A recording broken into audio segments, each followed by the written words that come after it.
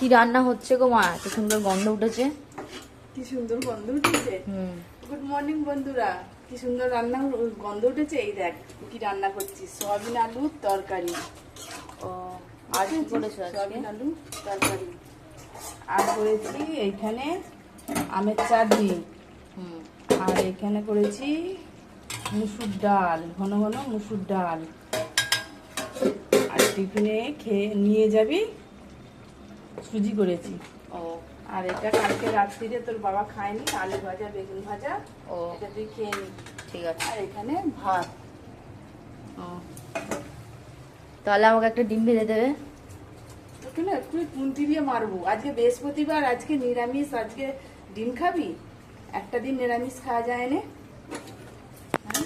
যা রান্না করেছি এই দিয়েই ভাত খাবি, নিয়ে যাবি টিফিন সুজি।